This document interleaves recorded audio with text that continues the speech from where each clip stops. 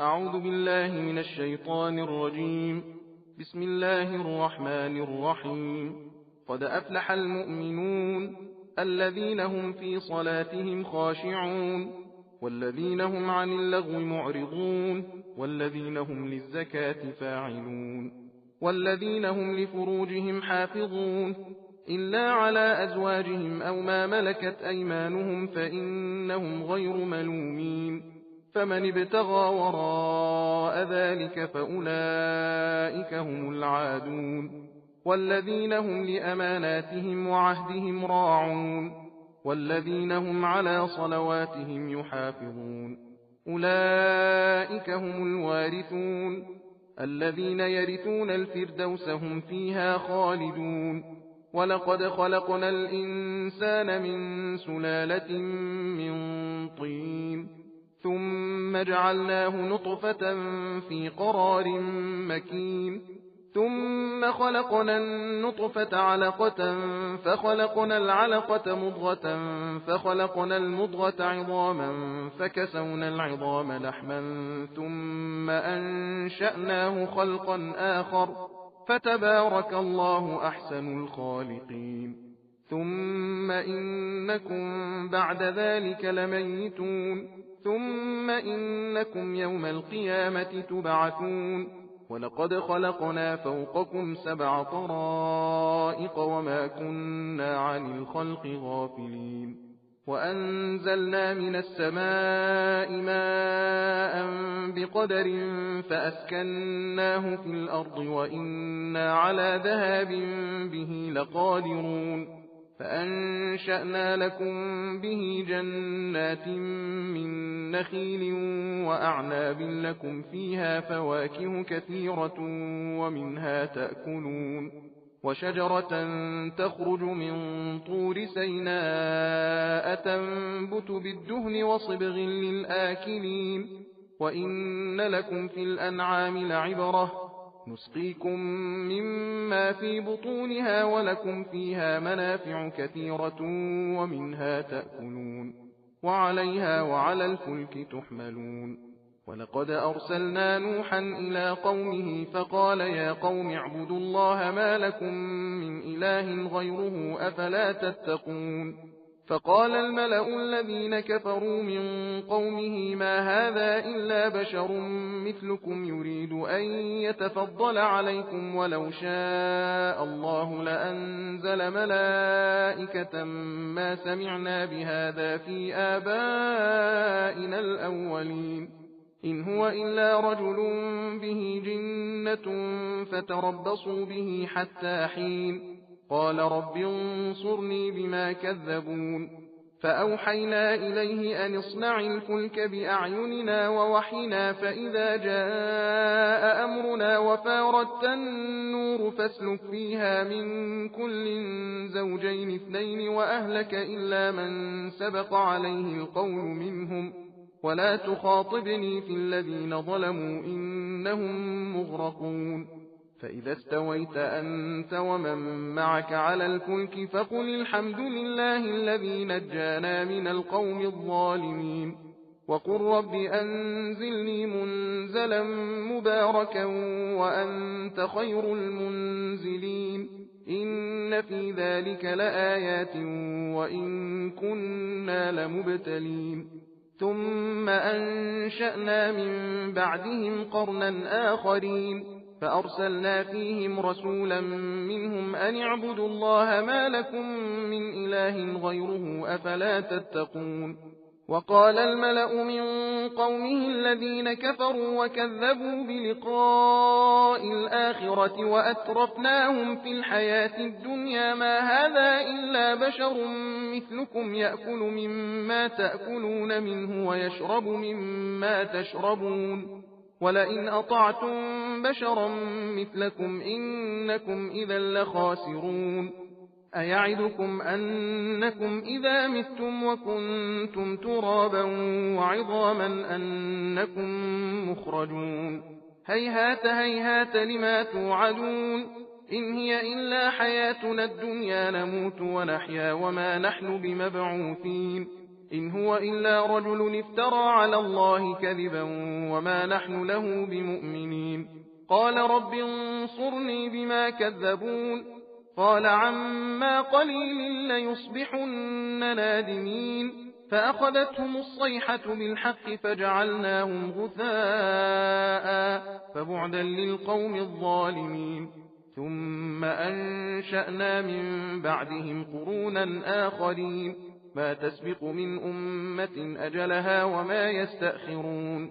ثم أرسلنا رسلنا تترى كلما جاء أمة رسولها كذبوه فأتبعنا بعضهم بعضا وجعلناهم أحاديث فبعدا لقوم لا يؤمنون. ثم أرسلنا موسى وأخاه هارون بآياتنا وسلطان مبين إلى فرعون وملئه فاستكبروا وكانوا قوما عالين. فقالوا أنؤمن لبشرين مثلنا وقومهما لنا عابدون فكذبوهما فكانوا من المهلكين. ولقد آتينا موسى الكتاب لعلهم يهتدون. وجعلنا ابن مريم وأمه آية وآويناهما إلى ربوة ذات قرار ومعين. يا أيها الرسل كلوا من الطيبات واعملوا صالحا إني بما تعملون عليم. وإن هذه أمتكم أمة واحدة وأنا ربكم فاتقون. فتقطعوا أمرهم بينهم زبرا كل حزب بما لديهم فرحون. فذرهم في غمرتهم حتى حين. أيحسبون أنما نمدهم به من مال وبنين نسارع لهم في الخيرات بل لا يشعرون. إن الذين هم من خشية ربهم مشفقون والذين هم بآيات ربهم يؤمنون والذين هم بربهم لا يشركون والذين يؤتون ما آتوا وقلوبهم وجلة أنهم إلى ربهم راجعون. أولئك يسارعون في الخيرات وهم لها سابقون. ولا نكلف نفسا إلا وسعها ولدينا كتاب ينطق بالحق وهم لا يظلمون. بل قلوبهم في غمرة من هذا ولهم أعمال من دون ذلك هم لها عاملون. حتى إذا أخذنا مترفيهم بالعذاب إذا هم يجأرون. لا تجأروا اليوم إنكم منا لا تنصرون. قد كانت آياتي تتلى عليكم فكنتم على أعقابكم تنكصون مستكبرين به سامرا تهجرون. أفلم يدبروا القول أم جاءهم ما لم يأت آباءهم الأولين أم لم يعرفوا رسولهم فهم له منكرون أم يقولون به جنة بل جاءهم بالحق وأكثرهم للحق كارهون. ولو اتبع الحق أهواءهم لفسدت السماوات والأرض ومن فيهن بل أتيناهم بذكرهم فهم عن ذكرهم معرضون. أم تسألهم خرجا فخراج ربك خير وهو خير الرازقين. وإنك لتدعوهم إلى صراط مستقيم. وإن الذين لا يؤمنون بالآخرة عن الصراط لناكبون. ولو رحمناهم وكشفنا ما بهم من ضر للجوا في طغيانهم يعمهون. ولقد أخذناهم بالعذاب فما استكانوا لربهم وما يتضرعون. حتى إذا فتحنا عليهم بابا ذا عذاب شديد إذا هم فيه مبلسون. وهو الذي أنشأ لكم السمع والأبصار والأفئدة قليلا ما تشكرون. وهو الذي ذرأكم في الأرض وإليه تحشرون. وهو الذي يحيي ويميت وله اختلاف الليل والنهار أفلا تعقلون. بل قالوا مثل ما قال الأولون قالوا أئذا متنا وكنا ترابا وعظاما أئنا لمبعوثون لقد وعدنا نحن وآباؤنا هذا من قبل إن هذا إلا أساطير الأولين. قل لمن الأرض ومن فيها إن كنتم تعلمون سيقولون لله قل أفلا تذكرون قل من رب السماوات السبع ورب العرش العظيم سيقولون لله قل أفلا تتقون قل من بيده ملكوت كل شيء وهو يجير ولا يجار عليه إن كنتم تعلمون سيقولون لله قل فأنى تسحرون بل أتيناهم بالحق وإنهم لكاذبون ما اتخذ الله من ولد وما كان معه من إله إذا لذهب كل إله بما خلق ولعلى بعضهم على بعض سبحان الله عما يصفون عالم الغيب والشهادة فتعالى عما يشركون قل رب إما تريني ما يوعدون رب فلا تجعلني في القوم الظالمين وإنا على أن نريك ما نعدهم لقادرون ادفع بالتي هي أحسن السيئة نحن أعلم بما يصفون وقل رب أعوذ بك من همزات الشياطين وأعوذ بك رب أن يحضرون حتى إذا جاء أحدهم الموت قال رب ارجعون لعلي أعمل صالحا فيما ترك كلا إنها كلمة هو قائلها ومن ورائهم برزخ إلى يوم يبعثون فإذا نفخ في الصور فلا أنساب بينهم يومئذ ولا يتساءلون فمن ثقلت موازينه فأولئك هم المفلحون ومن خفت موازينه فأولئك الذين خسروا أنفسهم في جهنم خالدون تلفح وجوههم النار وهم فيها كالحون ألم تكن آياتي تتلى عليكم فكنتم بها تكذبون قالوا ربنا غلبت علينا شقوتنا وكنا قوما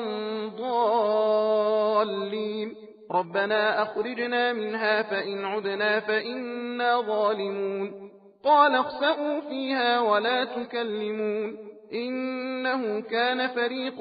من عبادي يقولون ربنا آمنا فاغفر لنا وارحمنا وأنت خير الراحمين فاتخذتموهم سخريا حتى أنسوكم ذكري وكنتم منهم تضحكون إني جزيتهم اليوم بما صبروا أنهم هم الفائزون قال كم لبثتم في الأرض عدد سنين قالوا لبثنا يوما أو بعض يوم فاسأل العادين قال إن لبثتم إلا قليلا لو أنكم كنتم تعلمون أفحسبتم أنما خلقناكم عبثا وأنكم إلينا لا ترجعون فتعالى الله الملك الحق لا إله إلا هو رب العرش الكريم ومن يدع مع الله إلها آخر لا برهان له به فإنما حسابه عند ربه إنه لا يفلح الكافرون وقل رب اغفر وارحم وأنت خير الراحمين بسم الله الرحمن الرحيم سورة أنزلناها وفرضناها وأنزلنا فيها آيات بينات لعلكم تذكرون الزانية والزاني فاجلدوا كل واحد منهما 100 جلدة ولا تأخذكم بهما رأفة في دين الله إن كنتم تؤمنون بالله واليوم الآخر وليشهد عذابهما طائفة من المؤمنين الزاني لا ينكح إلا زانية أو مشركة والزانية لا ينكحها إلا زان أو مشرك وحرم ذلك على المؤمنين والذين يرمون المحصنات ثم لم يأتوا ب4 شهداء فاجلدوهم 80 جلدة ولا تقبلوا لهم شهادة أبدا وأولئك هم الفاسقون إلا الذين تابوا من بعد ذلك وأصلحوا فإن الله غفور رحيم والذين يرمون أزواجهم ولم يكن لهم شهداء إلا أنفسهم فشهادة أحدهم 4 شهادات بالله إنه لمن الصادقين والخامسة أن لعنة الله عليه إن كان من الكاذبين ويدرأ عنها العذاب أن تشهد 4 شهادات بالله إنه لمن الكاذبين والخامسة أن غضب الله عليها إن كان من الصادقين ولولا فضل الله عليكم ورحمته وأن الله تواب حكيم إن الذين جاءوا بالإفك عصبة منكم لا تحسبوه شرا لكم بل هو خير لكم لكل امرئ منهم ما اكتسب من الإثم والذي تولى كبره منهم له عذاب عظيم لولا إذ سمعتموه ظن المؤمنون والمؤمنات بأنفسهم خيرا وقالوا هذا إفك مبين لولا جاءوا عليه ب4 شهداء فإذ لم يأتوا بالشهداء فأولئك عند الله هم الكاذبون ولولا فضل الله عليكم ورحمته في الدنيا والآخرة لمسكم فيما أفضتم فيه عذاب عظيم إذ تلقونه بألسنتكم وتقولون بأفواهكم ما ليس لكم به علم وتحسبونه هينا وهو عند الله عظيم ولولا إذ سمعتموه قلتم ما يكون لنا أن نتكلم بهذا سبحانك هذا بهتان عظيم يعظكم الله أن تعودوا لمثله أبدا إن كنتم مؤمنين ويبين الله لكم الآيات والله عليم حكيم إن الذين يحبون أن تشيع الفاحشة في الذين آمنوا لهم عذاب أليم في الدنيا والآخرة والله يعلم وأنتم لا تعلمون ولولا فضل الله عليكم ورحمته وأن الله رؤوف رحيم يا أيها الذين آمنوا لا تتبعوا خطوات الشيطان ومن يتبع خطوات الشيطان فإنه يأمر بالفحشاء والمنكر ولولا فضل الله عليكم ورحمته ما زكى منكم من أحد أبدا ولكن الله يزكي من يشاء والله سميع عليم ولا يأتل أولو الفضل منكم والسعة أن يؤتوا أولي القربى والمساكين والمهاجرين في سبيل الله وليعفوا وليصفحوا ألا تحبون أن يغفر الله لكم والله غفور رحيم إن الذين يرمون المحصنات الغافلات المؤمنات لعنوا في الدنيا والآخرة ولهم عذاب عظيم يوم تشهد عليهم ألسنتهم وأيديهم وأرجلهم بما كانوا يعملون يومئذ يوفيهم الله دينهم الحق ويعلمون أن الله هو الحق المبين الخبيثات للخبيثين والخبيثون للخبيثات والطيبات للطيبين والطيبون للطيبات أولئك مبرؤون مما يقولون لهم مغفرة ورزق كريم يا أيها الذين آمنوا لا تدخلوا بيوتا غير بيوتكم حتى تستأنسوا وتسلموا على أهلها ذلكم خير لكم لعلكم تذكرون فإن لم تجدوا فيها أحدا فلا تدخلوها حتى يؤذن لكم وإن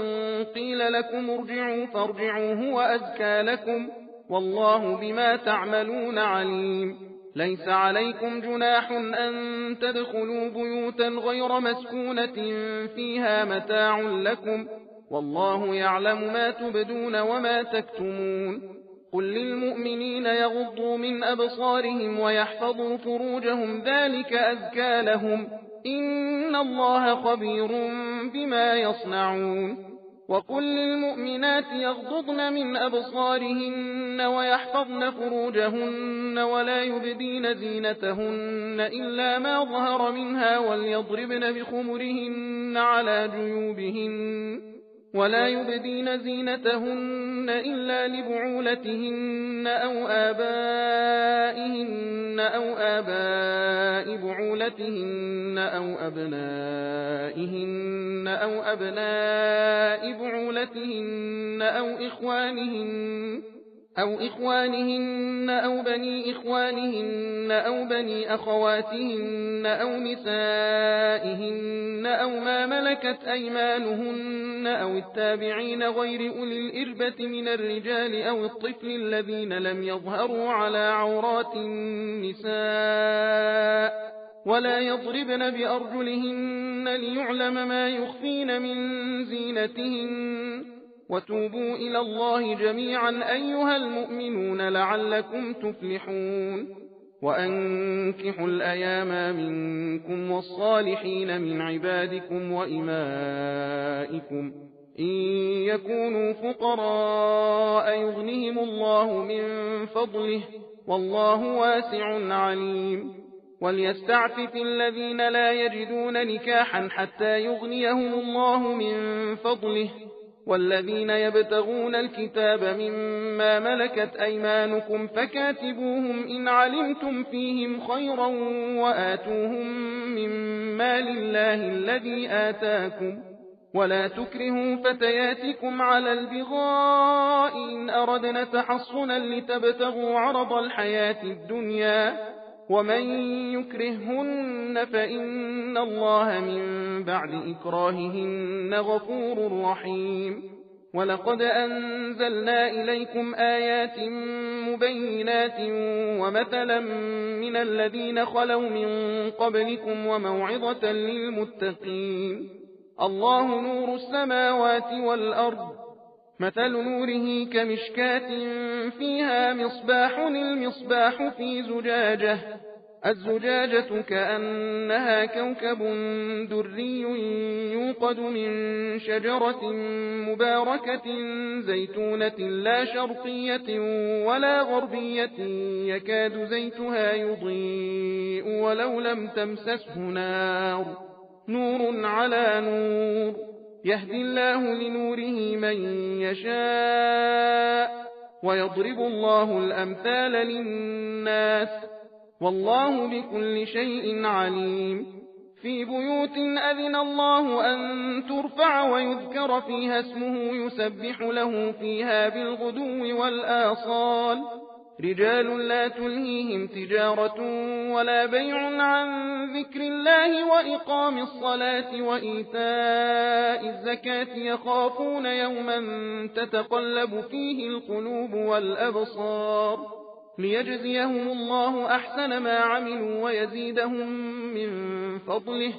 والله يرزق من يشاء بغير حساب والذين كفروا أعمالهم كسراب بقيعة يحسبه الظمآن ماء حتى إذا جاءه لم يجده شيئا ووجد الله عنده فوفاه حسابه والله سريع الحساب أو كظلمات في بحر لج يغشاه موج من فوقه سحاب ظلمات بعضها فوق بعض إذا أخرج يده لم يكد يراها ومن لم يجعل الله له نورا فما له من نور ألم تر أن الله يسبح له من في السماوات والأرض والطير صافات كل قد علم صلاته وتسبيحه والله عليم بما يفعلون ولله ملك السماوات والأرض وإلى الله المصير ألم تر أن الله يزجي سحابا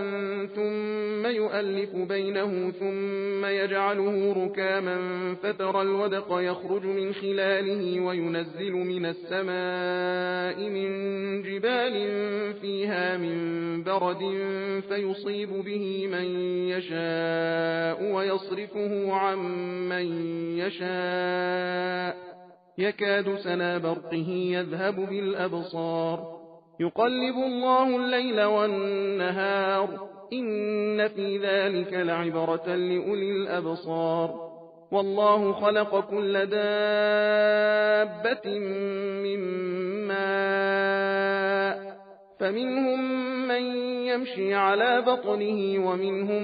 من يمشي على رجلين ومنهم من يمشي على أربع يخلق الله ما يشاء إن الله على كل شيء قدير لقد أنزلنا آيات مبينات والله يهدي من يشاء إلى صراط مستقيم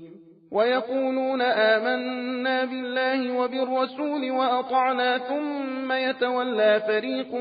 منهم من بعد ذلك وما أولئك بالمؤمنين وإذا دعوا إلى الله ورسوله ليحكم بينهم إذا فريق منهم معرضون وإن يكن لهم الحق يأتوا إليه مذعنين أفي قلوبهم مرض أم ارتابوا أم يخافون أن يحيف الله عليهم ورسوله بل أولئك هم الظالمون إنما كان قول المؤمنين إذا دعوا إلى الله ورسوله ليحكم بينهم أن يقولوا سمعنا وأطعنا وأولئك هم المفلحون ومن يطع الله ورسوله ويخشى الله ويتقه فأولئك هم الفائزون وأقسموا بالله جهد أيمانهم لئن أمرتهم ليخرجن قل لا تقسموا طاعة معروفة إن الله خبير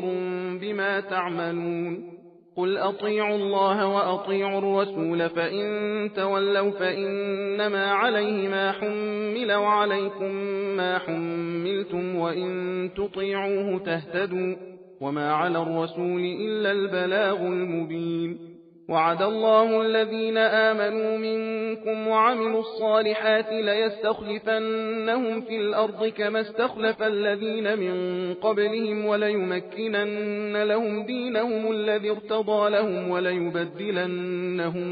من بعد خوفهم أمنا يعبدونني لا يشركون بي شيئا ومن كفر بعد ذلك فأولئك هم الفاسقون وأقيموا الصلاة وآتوا الزكاة وأطيعوا الرسول لعلكم ترحمون لا تحسبن الذين كفروا معجزين في الأرض ومأواهم النار ولبئس المصير يا أيها الذين آمنوا ليستأذنكم الذين ملكت أيمانكم والذين لم يبلغوا الحلم منكم 3 مرات من قبل صلاة الفجر وحين تضعون ثيابكم من الظهيرة ومن بعد صلاة العشاء 3 عورات لكم ليس عليكم ولا عليهم جناح بعدهم طوافون عليكم بعضكم على بعض كذلك يبين الله لكم الآيات والله عليم حكيم وإذا بلغ الأطفال منكم الحلم فليستأذنوا كما استأذن الذين من قبلهم كذلك يبين الله لكم آياته والله عليم حكيم والقواعد من النساء اللاتي لا يرجون نكاحا فليس عليهن جناح أن يضعن ثيابهن غير متبرجات بزينة وأن يستعففن خير لهن والله سميع عليم ليس على الأعمى حرج ولا على الأعرج حرج ولا على المريض حرج ولا على أنفسكم أن تأكلوا من بيوتكم أو بيوت آبائكم أو بيوت أمهاتكم أو بيوت إخوانكم أو بيوت أخواتكم أو بيوت أعمامكم أو بيوت عماتكم أو بيوت أعمامكم أو بيوت عماتكم أو بيوت أخوالكم أو بيوت خالاتكم أو ما ملكتم مفاتحه أو صديقكم. ليس عليكم جناح أن تأكلوا جميعا أو أشتاتا، فإذا دخلتم بيوتا فسلموا على أنفسكم تحية من عند الله مباركة طيبة، كذلك يبين الله لكم الآيات لعلكم تعقلون. إنما المؤمنون الذين آمنوا بالله ورسوله وإذا كانوا معه على أمر جامع لم يذهبوا حتى يستأذنوه. إن الذين يستأذنونك أولئك الذين يؤمنون بالله ورسوله، فإذا استأذنوك لبعض شأنهم فأذن لمن شئت منهم واستغفر لهم الله، إن الله غفور رحيم. لا تجعلوا دعاء الرسول بينكم كدعاء بعضكم بعضا، قد يعلم الله الذين يتسللون منكم لواذا، فليحذر الذين يخالفون عن أمره أن تصيبهم فتنة أو يصيبهم عذاب أليم. ألا إن لله ما في السماوات والأرض، قد يعلم ما أنتم عليه ويوم يرجعون إليه فينبئهم بما عملوا، والله بكل شيء عليم. بسم الله الرحمن الرحيم. تبارك الذي نزل الفرقان على عبده ليكون للعالمين نذيرا، الذي له ملك السماوات والأرض ولم يتخذ ولدا ولم يكن له شريك في الملك وخلق كل شيء فقدره تقديرا. واتخذوا من دونه آلهة لا يخلقون شيئا وهم يخلقون ولا يملكون لأنفسهم ضرا ولا نفعا ولا يملكون موتا ولا حياة ولا نشورا. وقال الذين كفروا إن هذا إلا إفك افتراه وأعانه عليه قوم آخرون فقد جاءوا ظلما وزورا. وقالوا أساطير الأولين اكتتبها فهي تملى عليه بكرة وأصيلا، قل أنزله الذي يعلم السر في السماوات والأرض إنه كان غفورا رحيما. وقالوا ما لهذا الرسول يأكل الطعام ويمشي في الأسواق لولا أنزل إليه ملك فيكون معه نذيرا، أو يلقى إليه كنز أو تكون له جنة يأكل منها. وقال الظالمون إن تتبعون إلا رجلا مسحورا. انظر كيف ضربوا لك الأمثال فضلوا فلا يستطيعون سبيلا. تبارك الذي إن شاء جعل لك خيرا من ذلك جنات تجري من تحتها الأنهار ويجعل لك قصورا، بل كذبوا بالساعة وأعتدنا لمن كذب بالساعة سعيرا. إذا رأتهم من مكان بعيد سمعوا لها تغيظا وزفيرا، وإذا ألقوا منها مكانا ضيقا مقرنين دعوا هنالك ثبورا. لا تدعوا اليوم ثبورا واحدا وادعوا ثبورا كثيرا. قل أذلك خير أم جنة الخلد التي وعد المتقون كانت لهم جزاء ومصيرا، لهم فيها ما يشاءون خالدين كان على ربك وعدا مسئولا. ويوم يحشرهم وما يعبدون من دون الله فيقول أأنتم أضللتم عبادي هؤلاء أم هم ضلوا السبيل؟ قالوا سبحانك ما كان ينبغي لنا أن نتخذ من دونك من أولياء ولكن متعتهم وآباءهم حتى نسوا الذكر وكانوا قوما بورا. فقد كذبوكم بما تقولون فما تستطيعون صرفا ولا نصرا، ومن يظلم منكم نذقه عذابا كبيرا وما أرسلنا قبلك من المرسلين إلا إنهم ليأكلون الطعام ويمشون في الأسواق وجعلنا بعضكم لبعض فتنة أتصبرون وكان ربك بصيرا صدق الله العلي العظيم.